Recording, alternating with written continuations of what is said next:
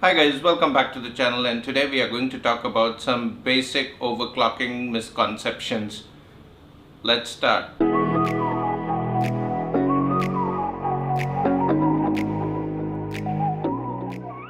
Alright guys, so before we start to talk about this topic itself, there are two things which I quickly want to mention here. The first thing is that in this topic we are actually going to talk basically about the CPU overclocking. And the next thing which I want to mention here is that on my channel here I've already posted two videos with respect to CPU overclocking and GPU overclocking, for which I'll put a link at the end of this video, so if you guys are interested you can go and watch them as well. So guys, the first common mistake that a lot of people do while they're overclocking their systems is by actually considering the turbo boost clock speeds of the CPU while they're overclocking their systems. Now, this is something which you should actually refrain from.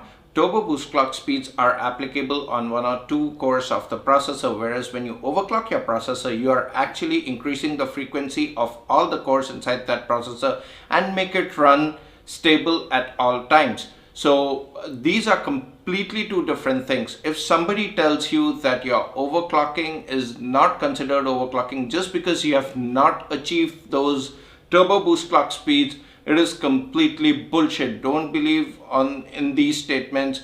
Overclocking has nothing to do with turbo boost clock speeds. When you are overclocking your CPU, you might be able to achieve those turbo boost clock speeds across all cores. You might be able to surpass them, or there's a good chance that you might not be able to achieve those speeds, but that is absolutely fine.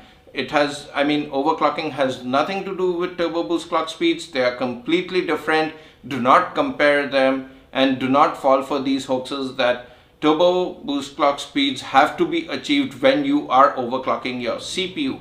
They have nothing in common. They have nothing to do with each other. So please refrain away from things like this. So guys, the next mistake that a lot of people do here is that they try and copy the settings that others have applied for their CPU while overclocking.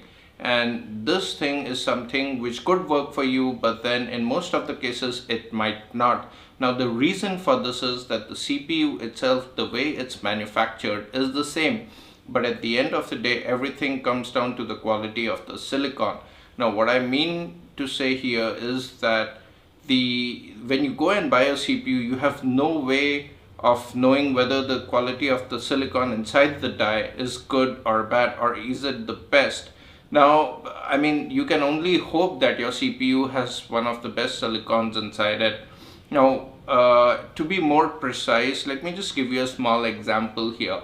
Now, I have a Ryzen 9 3900X, like many other people around the world.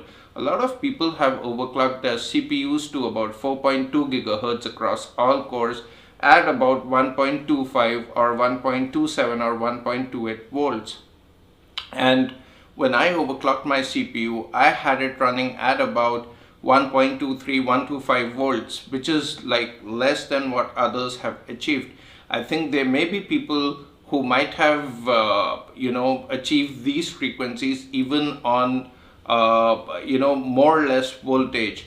Now besides this, there's some other things like I've never been able to cross 4.2 gigahertz, but there are people who have reached to about 4.3 or even 4.4 gigahertz across all cores. Now, I just cannot go and copy their settings and try to run my CPU at those frequencies, and that's only because the quality of silicon inside my chip is not as good as theirs. So, you cannot actually blame the manufacturer for this, but this is how the CPUs come out of the manufacturer, and there's no way to control it as of now. So the next thing that you must understand here is if somebody else has got a certain frequency at a certain voltage, you might not achieve the same if you try and copy the settings that they have. You will have to work around with your settings. The process of overclocking is exactly the same for your CPU or for the other person's CPU. The process would be the same, but then the settings or the parameters at which the CPU would run at a certain frequency could be completely different. So please make sure that when you go and overclock your CPU, you can actually take in consideration the kind of settings that they have used, but it might not work for you. So remember this thing: every CPU, for it to be overclocked, might need different settings, so, or different parameters to be precise. So yep, keep this thing in mind. Alright guys, so the next thing is that a lot of people think that if they overclock their CPUs, then they are going to damage their CPUs. Now this could be true only if you make your CPUs run at a higher voltage just to attain a certain frequency. Now, I mean, if you keep your voltages while overclocking at check, you're not going to damage your CPUs. The maximum voltage that you should use for your CPU while you're overclocking your system is about 1.4 volts. Now, whenever I overclock my system, I make sure that I start from somewhere about 1.3 volts and see what frequencies can I achieve at 1.3 volts running stable. Now, if that frequency is not extremely high, then probably I might increase a little bit of voltage, say by about 0.05 millivolts, and see from there where I can actually go. Now, in any case, I would not like to touch 1.4 volts because that's going to generate a lot of heat, and the more your CPU generates heat, the more are the chances that it's going to degrade the silicon quality. So just keep in mind that whenever you are overclocking your CPU, do not cross a certain voltage limit, which is about 1.4 volts. Now the next thing that a lot of people do wrong when they are overclocking is basically they try and overclock GPU immediately after they have overclocked their CPUs, which I think is a wrong practice, because if you have overclocked your CPU and you have not run that CPU for some time in order to check the stability of your system, you would go and overclock your GPU, and then you might get some kind of error, and then a lot of people end up scratching their heads to find out what exactly is wrong. A lot of people think just because they overclock their GPU that their system has become unstable. Now, whenever I have to overclock a CPU and a GPU in a single system, what I usually do is basically I go and first overclock my CPU and then try and run it for about a week to check the stability of the system.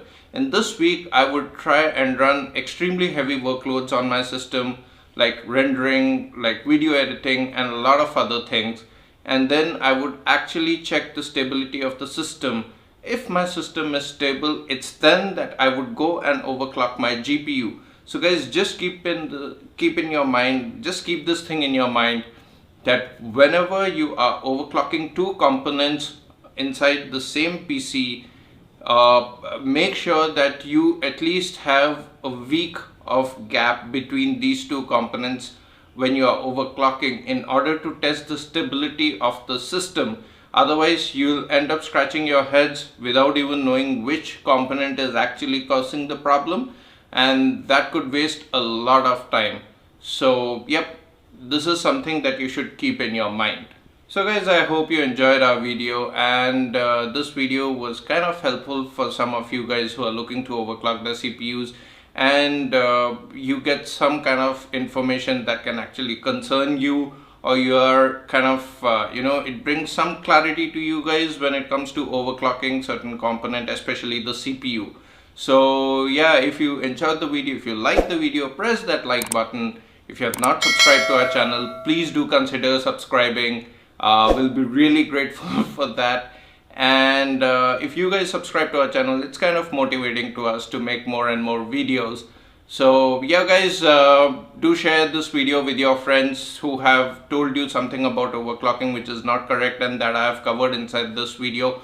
And if there's something that you guys think I've not covered and there are things which actually concern you, please feel free to write down in the comment section below, and I'll be happy to address those as well. So guys, this is Sajeev signing off. Until next time, it's goodbye. Stay happy, stay healthy, stay blessed. Bye bye.